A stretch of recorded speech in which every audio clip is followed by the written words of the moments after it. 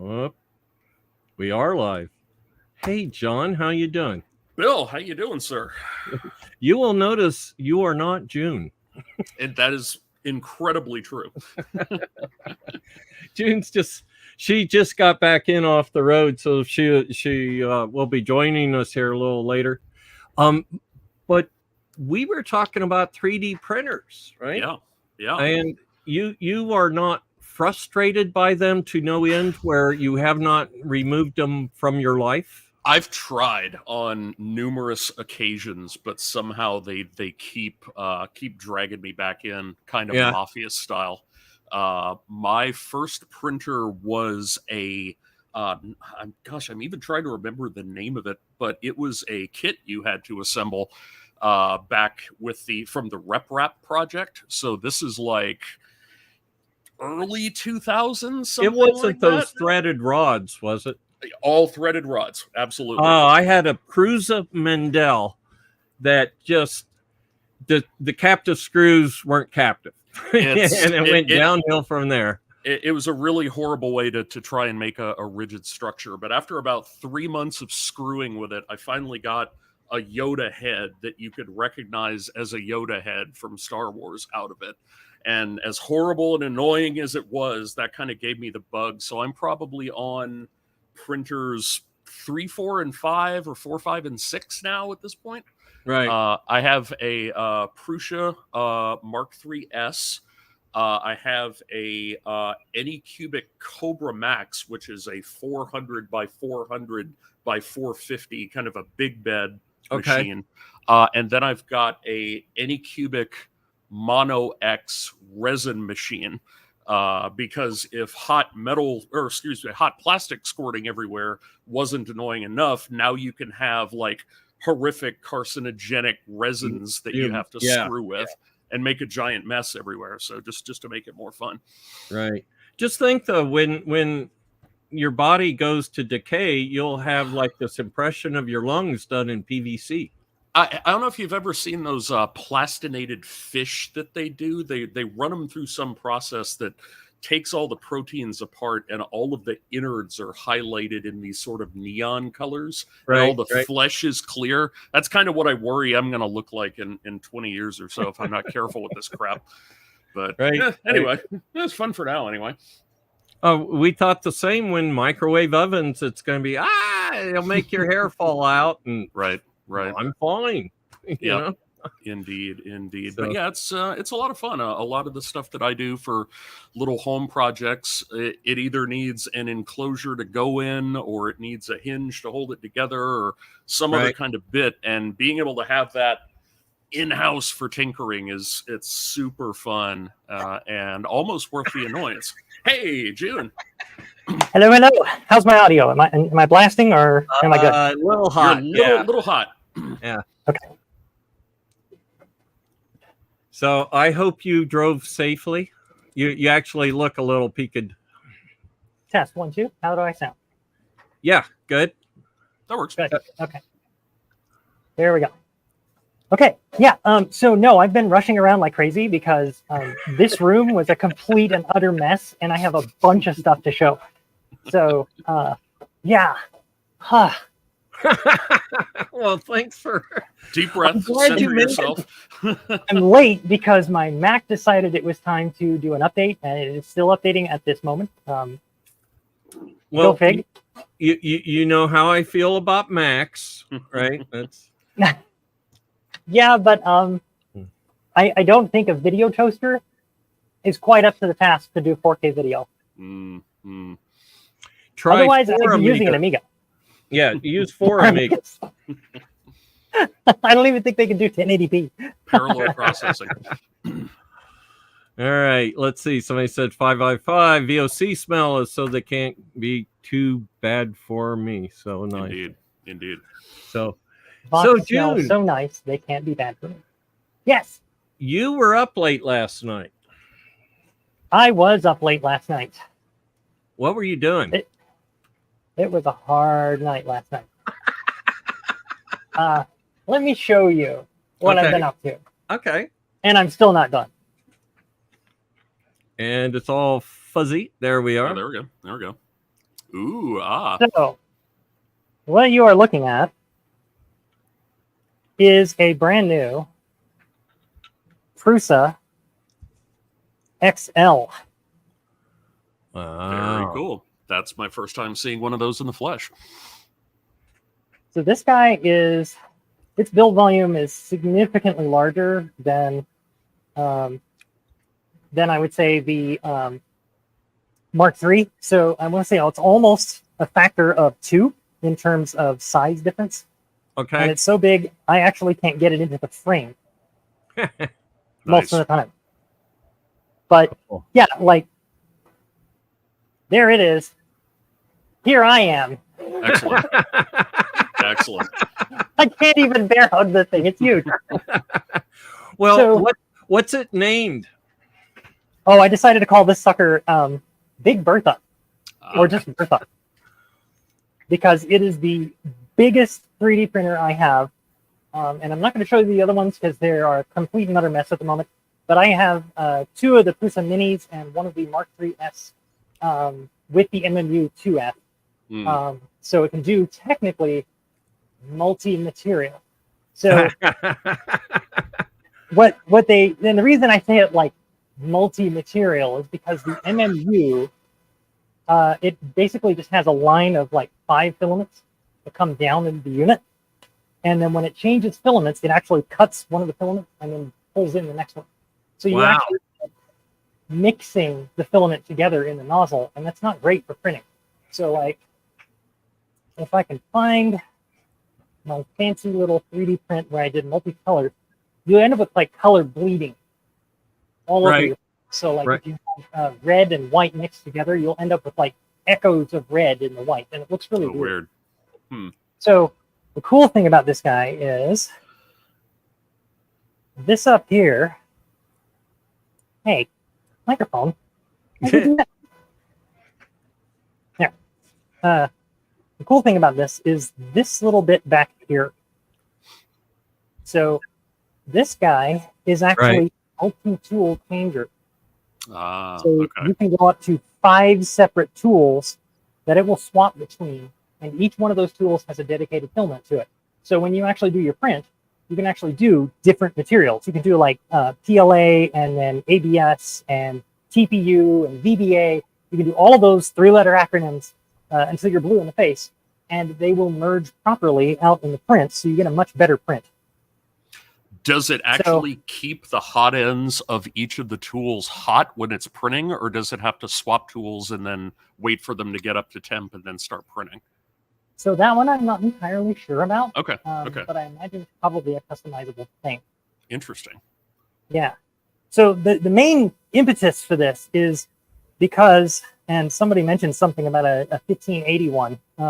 So you guys may be familiar with a project that I've been working on called the V128 project.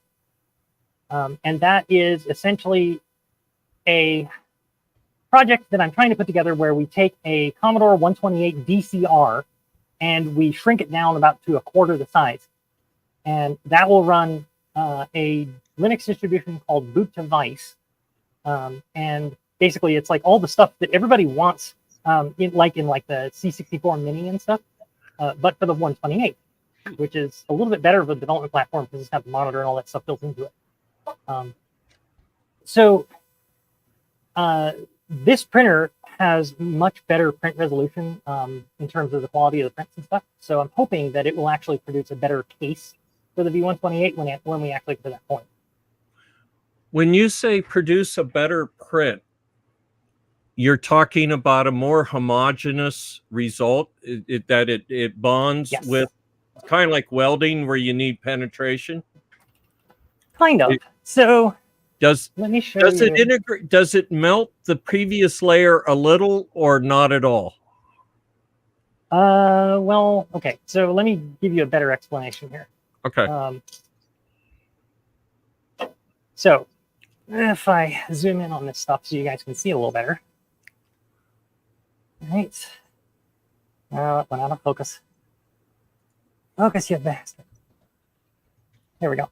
So if I go in close, you can probably make out that there's these ribbing effects in this print. Right. So up at the top, especially, there's a little bit of a shadow up here. There's a what we call kind of an extrusion error. And you can see also there's a lot of like imprecision in the positioning of the filament on this print. Right. A lot of this is because of the printer itself. So the Mark III's that I had didn't have a whole lot of mass. And so the end result is that it doesn't have, it has a tendency to build up what's called ringing into the mechanical frame. And so what happens is the head is trying to go into the right spot, but the rest of the frame is flexing. Control system theory. Yeah. Exactly. And so what ends up happening is you end up with like the head shaking as it thinks it's in the right place. And so you end up with this kind of mess. But as you can see with this printer, well, I mean, it's huge. So it's a lot mostly more, it's a lot more mass. It's all steel construction. Right. And lifting it is non-trivial. Like that looks like it's easy because all the weight's in the back. Yeah. When I brought this over here, it was almost as heavy as the H27 that I have with the Heathkit machine.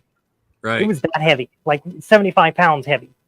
So heavy that I couldn't even bring the box into the house to build the thing. I had to use a dollar. And also that's a completely different kinematic system from I have an i3 too, where an i3 is moving ahead in 2 dimensions and or actually moving the bed in 1 dimension and moving the head in 2. That's moving.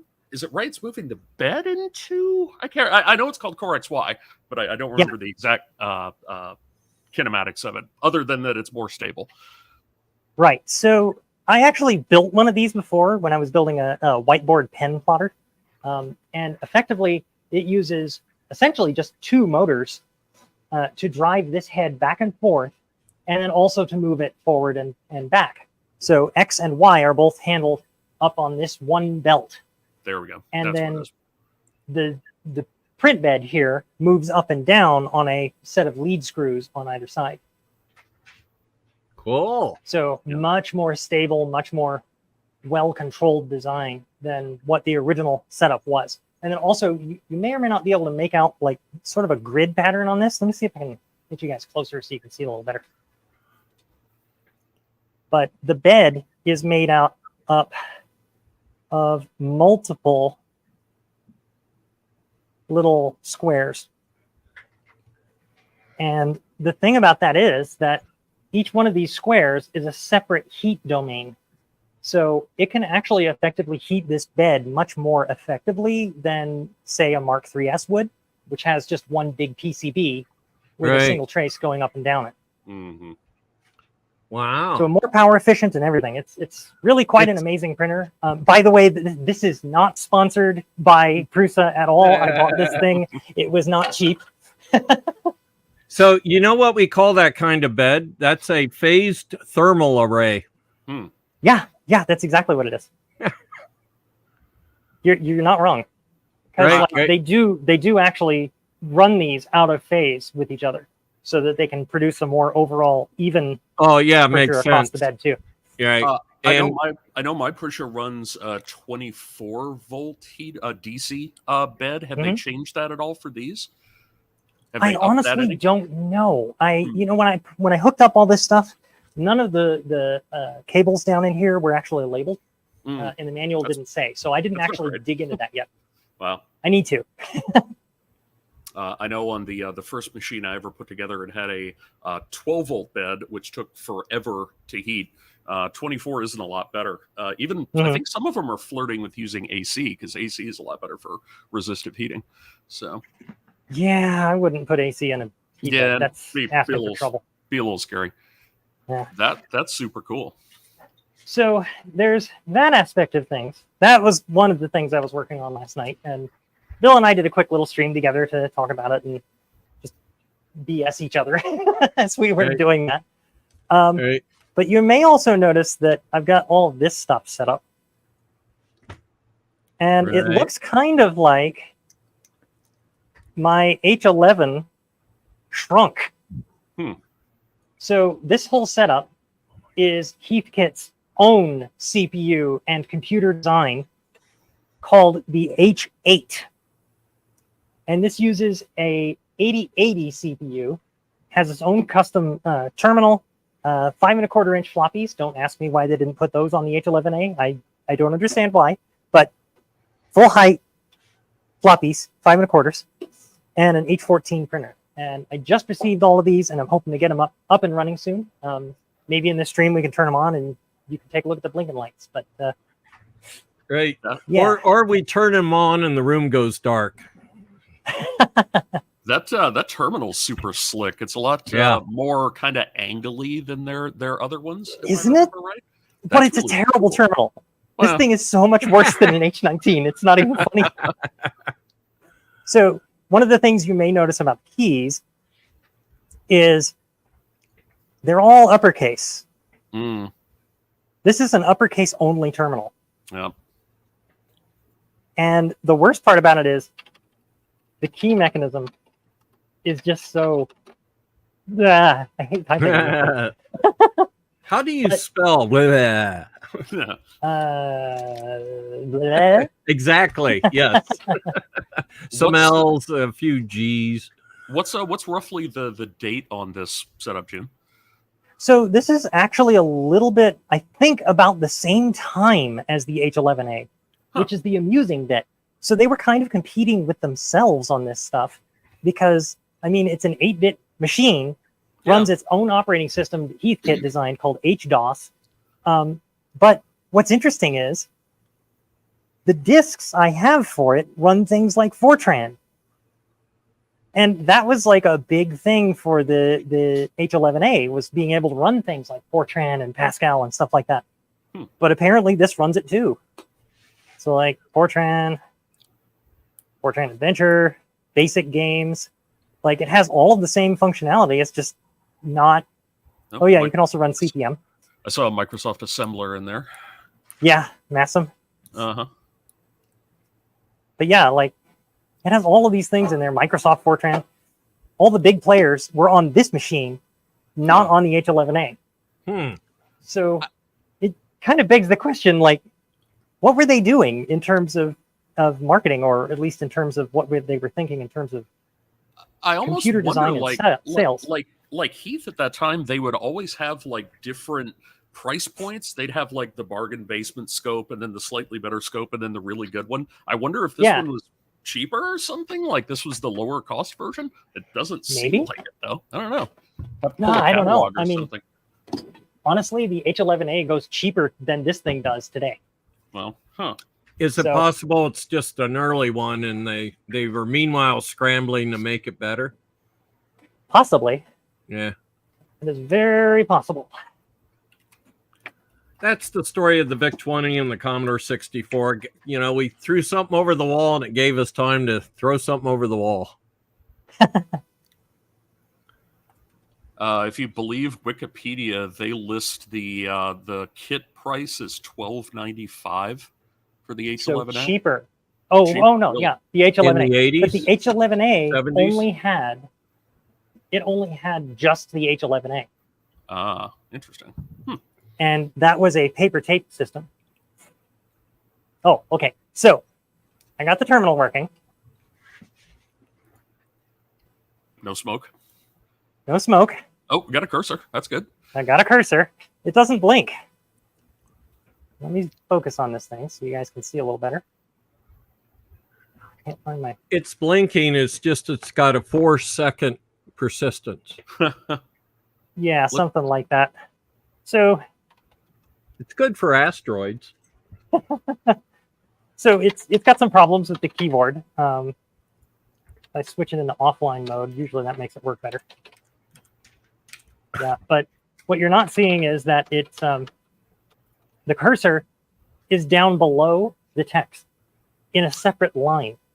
Interesting. When you say offline mode, are you talking about half duplex and full duplex? No, it actually has a full duplex switch. The offline mode means basically just local echo. It turns off the serial ports. That's what I meant. Right. So when you said it's faster, I'm remembering the day when full duplex was slower than half. That's cool. Yeah, these keys are messed up. I'm hitting essentially Control J. Oh yeah, now it's blinking. Okay, there you go. So like, Is there's it, something really screwy going on in here. Is Like it, it's not decoding that right.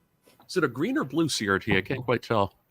It is a white CRT. White is Ooh. what I was going to guess. Yeah. Okay, all right. Let me get you pointed up here. So my Okay. H11, or sorry, my H19, the original H19 I had was a blue screen. This Mhm. one's white. I say blue. It's that kind of black and white, bluish, whatever. There's, I forgot the phosphor numbers, but yeah, very cool.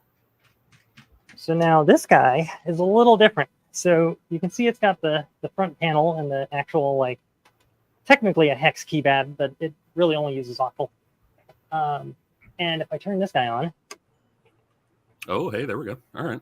yeah, so it's telling me that it's a stack pointer is currently setting at 377 in RAM somewhere. And then using the keypad, we can actually get it to do things. I haven't really done a whole lot with it yet. It was just basically a quick power on to see if it would work. But it actually has a mode indicator on here. It's kind of hard to see, but if you see all the decimal places here, cycling from right to left, Right. I don't know if you can tell. Yeah, as yeah, it shows up real scanning good. is. Yeah, okay. Now, Let's see if I does can fix this that. work at 90 volts AC? I believe. I actually don't know. I'm talking about Midwest. Your frustration with. Oh, yeah.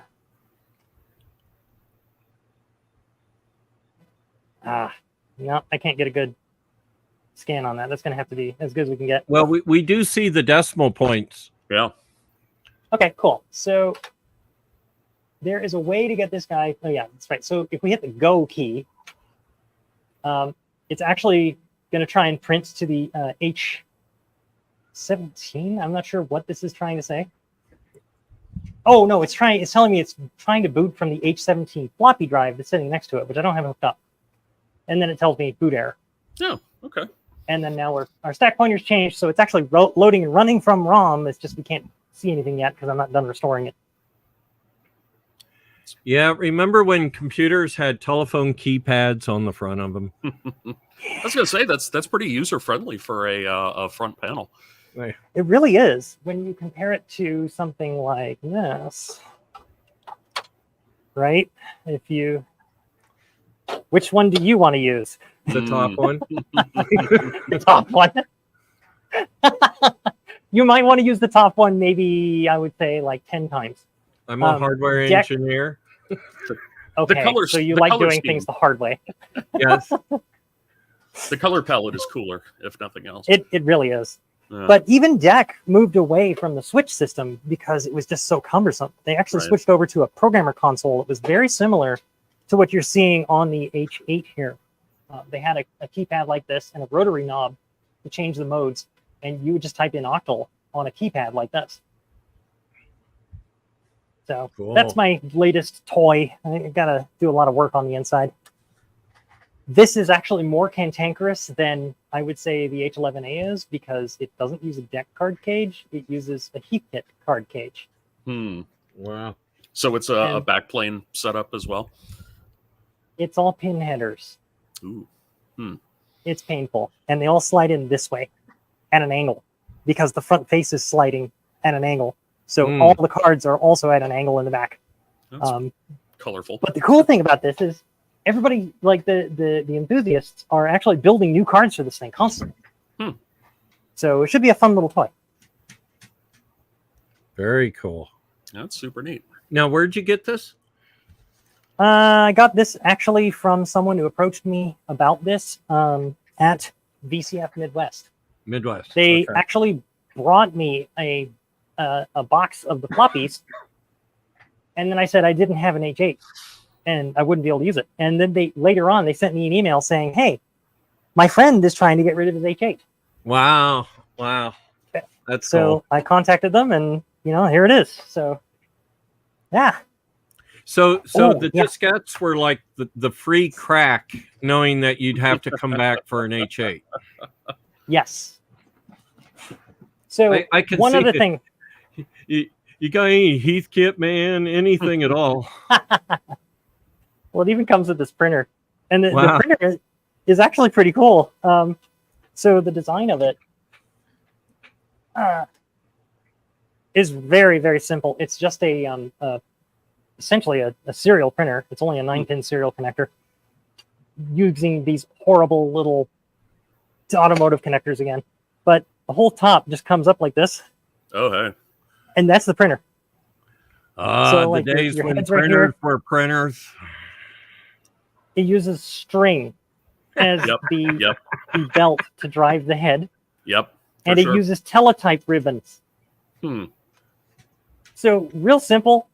And then all of this logic over here is like 10,000 times simpler than the equivalent logic that's over in this guy, which is just insane. This thing actually has an entire card cage in the back. Oh, Lord. Wow. And uses a much more complex mechanism too, right? So like it's got a big belt over here, another nice huge belt in the middle. And the print head it's an 8-pin print head going vertical. So much more complex mechanism.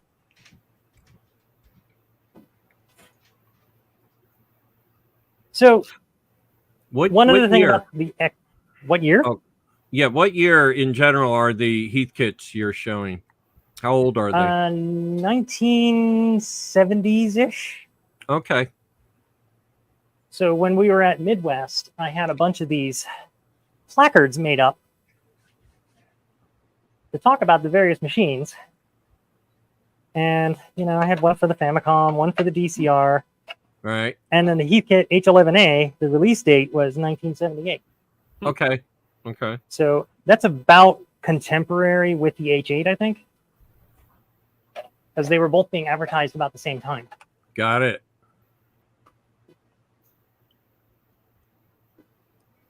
So a common thing with Prusa is that when you buy one of these things, you buy it as a giant kit. And so like I've had to assemble all of these pieces together. And in a normal printer, they give you a bag of Haribo gummy bears. Well, this is an XL. So they gave you Jumbo gummy bears. they and look every like step, every step they tell you to eat exactly one. Oh, that's the okay. I So thought you had to match them to the right consistency for torquing or something. Oh no! Yeah. Screw it down till your gummy is 2 inches round. They look like they may have suffered a little bit in shipping. They look a little stuck together, maybe. I don't know. That may just be the camera. No, that's just the box. So they actually they look okay. All right. So the gummies are not substandard. They are not substandard gummies. They are proper Haribo. There's been significant gummy inflation because when I got my Mark III, that came with a fairly small, like almost not quite a fun size, but kind of like a half size bag of gummies. Then the Mark III S upgrade kit came with a full size bag. So at some point they're going to have to like go to a whole crate or something. Car deal, you know, car manufacturers do the same thing. They get you to upgrade to the newest model just for like a new cup holder or something. So very cool. That's going to be exciting to see that cranking out some stuff. That's a really cool machine. Yeah, I'm looking forward to seeing this guy work. With any luck, I'll be able to wire in a webcam off on the side, and we'll be able to look at the thing build up the layers as it goes in sort of a time lapse, which could be a lot of fun. Now, have they actually done any like web integration? Like all my printers have Octoprint servers hanging next to them, which always seemed kind of silly just because there's already a computer in it. Have they mixed that in yet, or is that still a external thing? The Prusa Mini started out with doing something equivalent to that over Ethernet. And then later they started building up this whole infrastructure that was an alternative to Octoprint. And the Prusa XL, as far as I'm aware, is the first Prusa printer with Wi-Fi. Interesting. So this guy actually uses an STM32 as its driver board. And they have an ESP32 on the driver board as well. Now, the Prusa Mark III, you could actually get a Raspberry Pi 0W and stick that Right. onto the the Right. board and then technically give it Wi-Fi.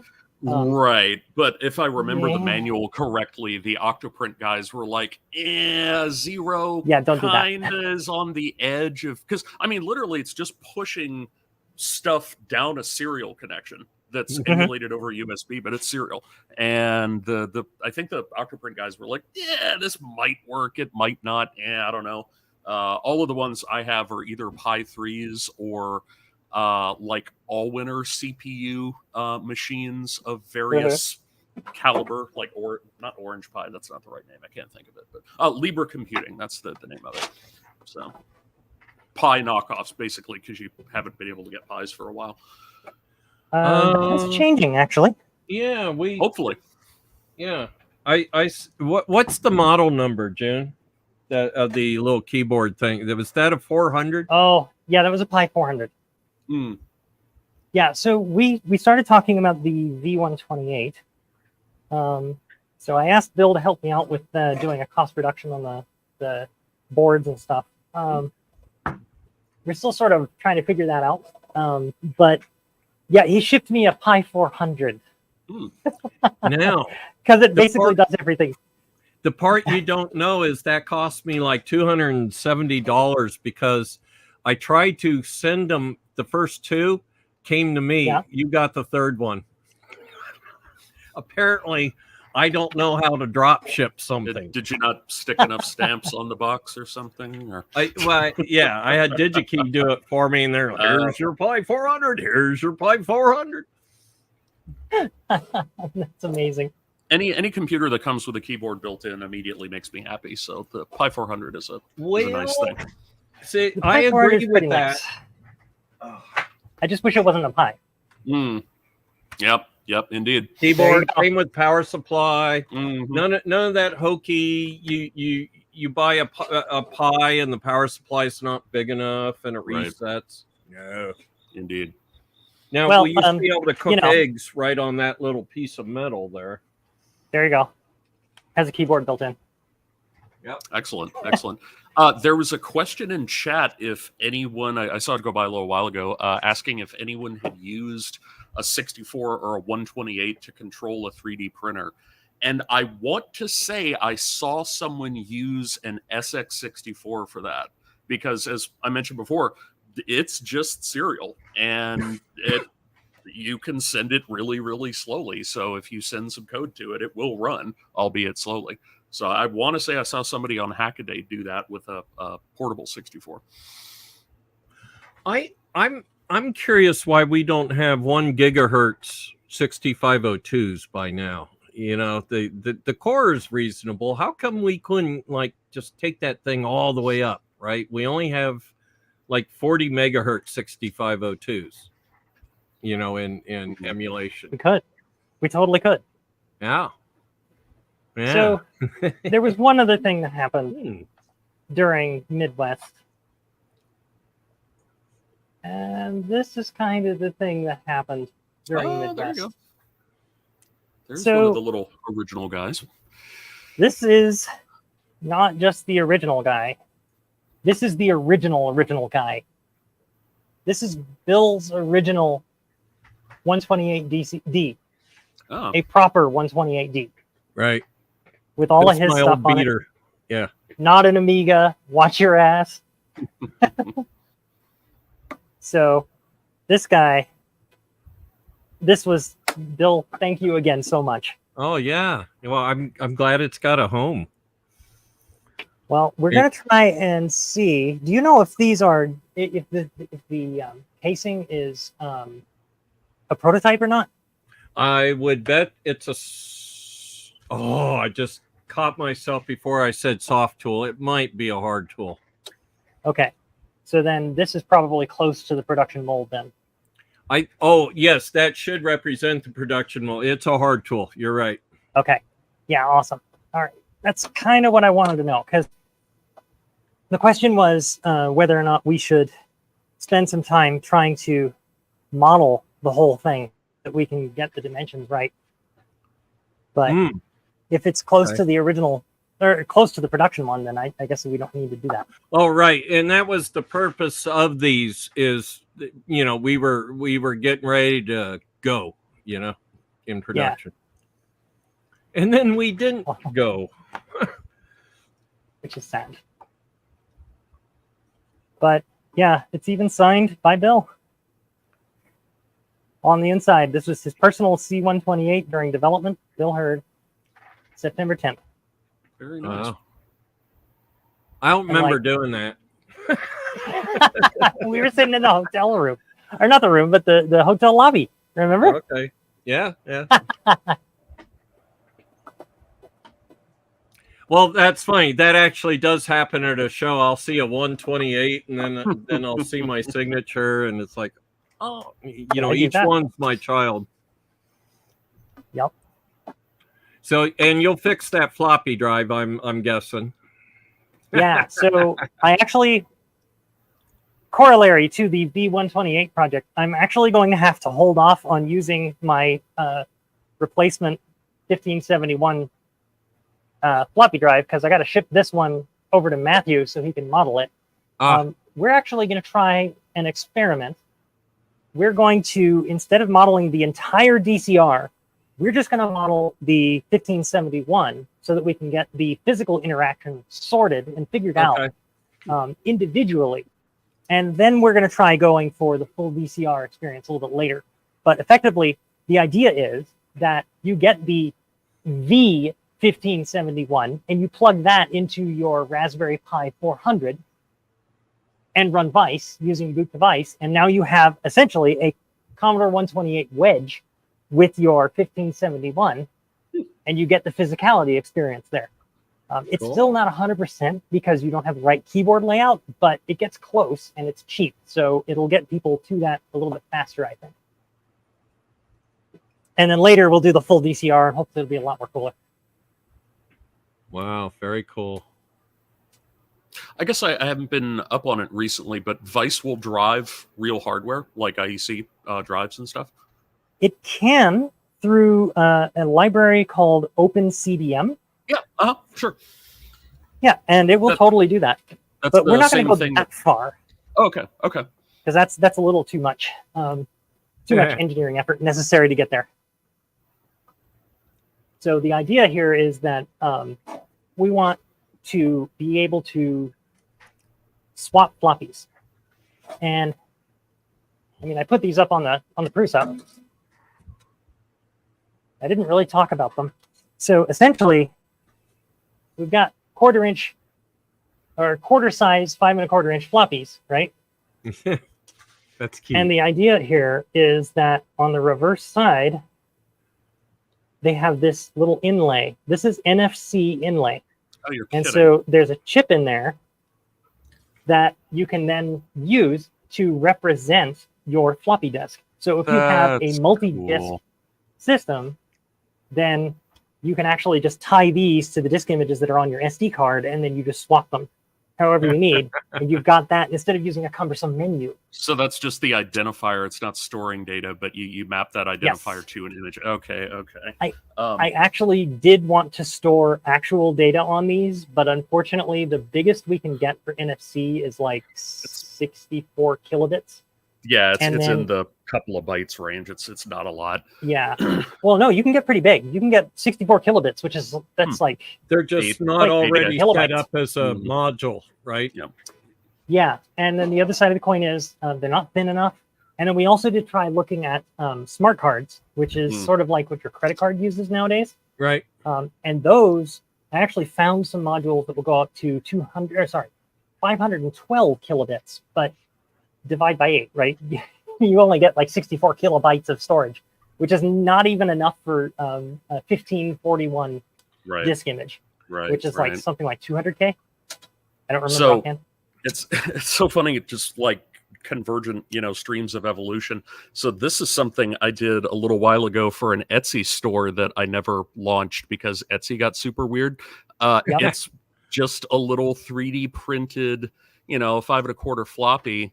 But I went and found the smallest little USB flash drives that I could find and got the tolerances really good so it would sit right in there. and you can Nice. just, it's just a little, it's decorative for a off-the-shelf flash drive. I printed little sleeves too, little plastic plastic paper sleeves that they go in. I don't have one of those handy, but I've got those too. I just forgot to bring one over. So this looks really funny when you plug it into a Gotek drive emulator. And Oh, it's wow. like the floppy sitting on the outside, but it works. Yeah, so there you go. Yeah. Yeah, mine were a little thicker because the device had to be a Origami. little thicker to fit. But yeah. Yeah. That's cool. So the idea with this was to maybe make it a little more physical. Also in terms of using like a Cricut or something to cut out a disc in vinyl, like sticky vinyl, and then just close it around the NFC, and now you've got your disc. Right. Hmm. If you So want it's to do actually floppy instead of these hard things. if you want to do any like testing or prototyping with that, I have a 28-inch. It's not a Cricut, but it's the Chinese knockoff one that is the same price as the Cricut, but like twice as wide and 4 times harder to use. So if you get anything you want cut, let me know. Sure. Well, actually, the interesting thing about the XL is the tool changer. They're making promises about doing things like maybe laser cutting, maybe drag knife stuff. Oh, that so would we'll be see. really cool. Wow. Okay. Huh. Yes. So the 1571 that we're going to build is going to have like a piezo speaker hanging off of the SoC that we use.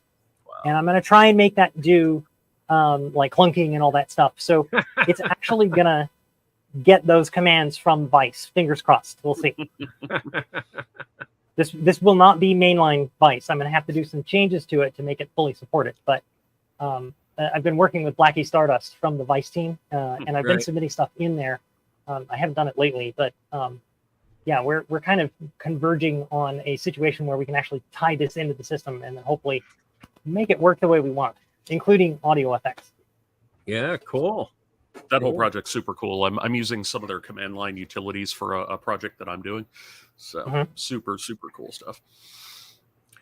So you know, one of the Trojans back in the Commodore days was it would you'd load, it was Winter Games 2 or something, and it would play a song on your heads.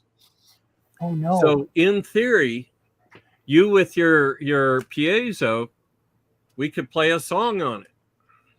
Yeah, for sure. Yeah. I think it was is Anchors Away or something. They were so very cool. Adds that extra voice to the SID. Right. Well, you heard Albert the other day talk about the extra voice. Yeah, the original one had 4 voices in it, the original SID. But and Albert still remembered the mills and stuff, the size of it, and he's like, increasing it decreased the yield. And it was no longer bound by just the pads around the chip. It was bigger than being pad bound. And that's where you start to lose yield, is what I gathered. So that was cool. It's like, oh, SID was almost 4. Almost 4. Yeah. Instead I picture Yanis, like, you know, going a sharpened tear going, really? You know? I'll bet that was a big letdown, because the zeitgeist, or at least the rumors are that Yanis really wanted more channels. Because I think he did an interview at one point. Yeah, just from how brilliant I hear that he is, I can bet he, yeah. And Andy Finkel's talked about Yanis had this attitude of 1 clock to bring them all and bind them, right? And I just, yeah, that's clock domain, right? Early, yeah. That's awesome. Cool. Wow. So where were you today? Is that something? Yeah, we can talk about that. So, okay. Yeah, so before this live stream, and actually the reason why I was late is because I just rode 2 hours from San Antonio. I went to a little place called SAMSAT, SAMSAT, and I believe it is samsat.org. I'm not 100% certain. But this is a computer history museum, effectively, for kids. And I am helping out the curator there to restore a number of their big iron machines. So they have Area 21, which is the big open area right now, and it has like a big robot arm and like a bunch of the modern stuff laid out. And the owner of the place is actually an ex-Data Point employee, and actually he did a whole bunch of really cool stuff relating to the early Intel CPUs. In fact, they designed the first terminal that used Intel's CPU. So essentially, they built a terminal out of discrete logic, and then they went to Intel and they said, "Hey guys, we really need a CPU." And then Intel turned them down and said, "No, we don't make CPUs. We only make RAM." Right. So they went on, they built their thing out of discrete logic, and then they came back later, and then Intel was like, "Yeah, we got the 4004." Right. And so then Data Point used that in their terminal. It was the first CPU controlled terminal, I think, that was ever made. What year do you think? 1960 something, like late 60s. But like it was way late. And they had a bunch of stuff in there, like good grief. The curator actually was building things like teleconferencing systems. So Data Point made another competing technology for networking called ArcNet. Yeah. So if you've ever heard of Ethernet and its ThinNet implementation, the system that was designed by Xerox, somebody corrected me on that. I said it was DEC in a previous stream. You are right. It is Xerox. Sorry. Xerox invented Ethernet, but ArcNet came before, and that was made by Data Point. And that was closer to like baseband cable video. And so what David was able to do, David is the curator's name, by the way, he was able to put video streaming on ArcNet. And so he had these terminals where you could use it as a normal terminal, but you could also teleconference with people using a camera built into it, and it would stream to your actual CRT.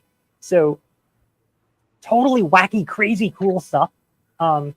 And he was looking for people to help out with his bigger projects. And so I was down there today trying to restore an HP 1000F, and I got like this close. This seems to be a recurring theme, because like last weekend I was down there and I was restoring an HP 3000, and we got it to boot, but the hard drive's toast. So we can't do it. So I was trying to get the HP 1000 working, and the power supply's got a short somewhere on the power supply main board because its breaker just kept tricking. Right. So, yeah. That's cool. Keeps you off I've been the volunteering streets. there like crazy. Yeah. Keeps you out of trouble, off the streets, and restore some computers. Well, I was going to say, if there's one thing that, everybody in this chat needs, it's some more projects to work on. So it's good you managed to find something. Right. Yeah. I'm sitting here. What you can't see whenever you go to somebody's studio, you don't see what's on the floor. Yeah. Like Adrian Black has talked about it. And so, yeah, I have projects literally about 270 degrees around me. Yeah. You never look at the floor. Yeah, just it's a hard drive. That is an HP 1000 or HP 21MX hard drive, cartridge hard drive on the floor. Is that what just came in today? No, that didn't just come in today. There was another one I was going to show, but I can't get my camera around the benches. Right. So, but yeah, the reason that's on the floor, that's heavier than the H27. That sucker is like 100 pounds. Got a lot of gravity in it. Yeah, well, just a little. I was going to say, I did know when June did receive it, as we did notice the change in the gravimetric index here. Also, a slight bump in the weak force. That was a little scary. Yeah. And this is the power supply for it. Oh my God. So the drive and the power supply rack up together. That's insane. Yes, and you can see what the power supply is doing to the cable. Yeah, no it's kidding. Like bending it. Well, there's a reason why this is on the floor, because I don't have anything that can hold it.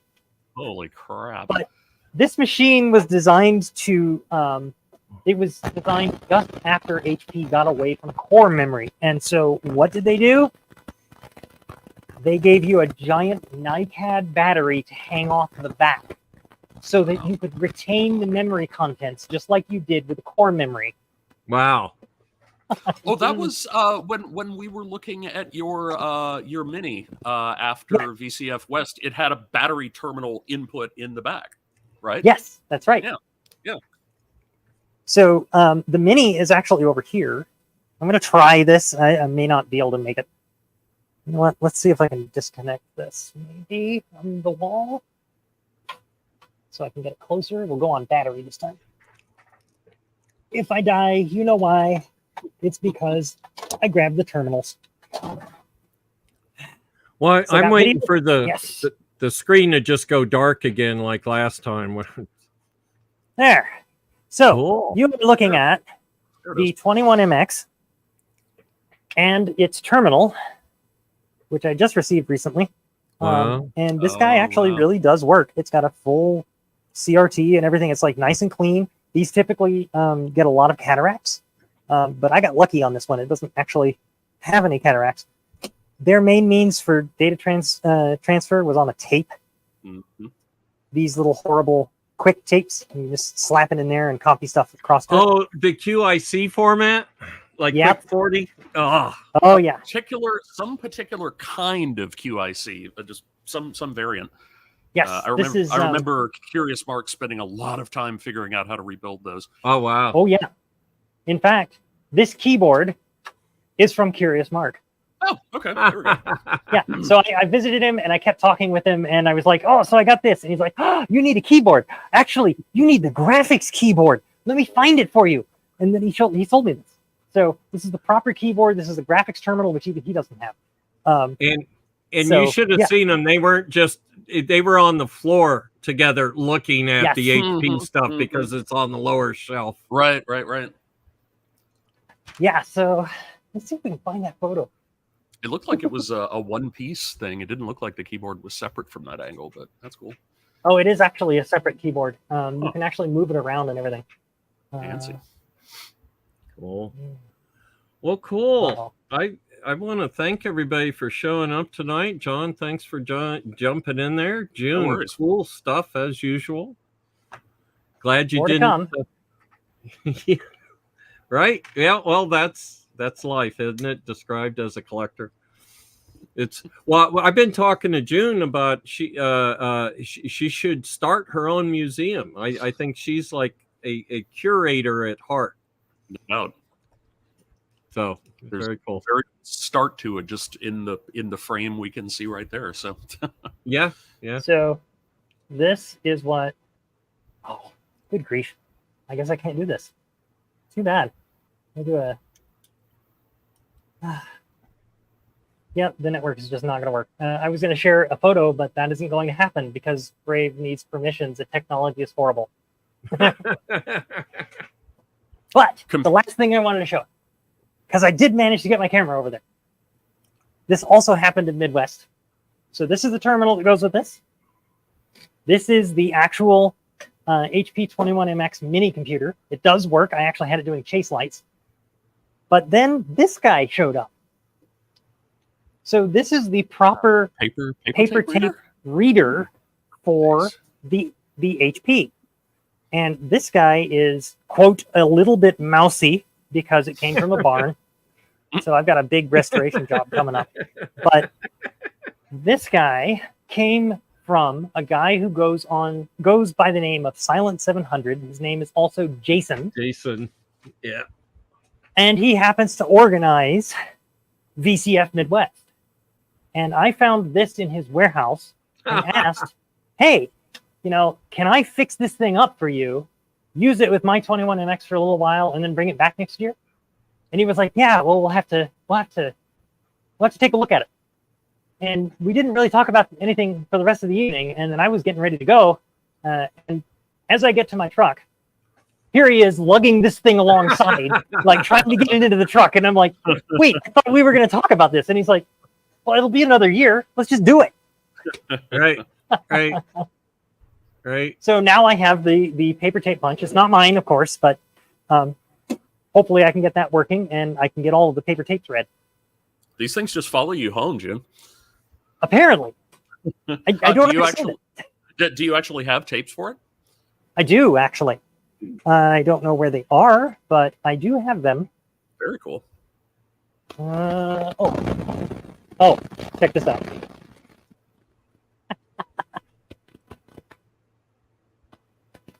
Oh.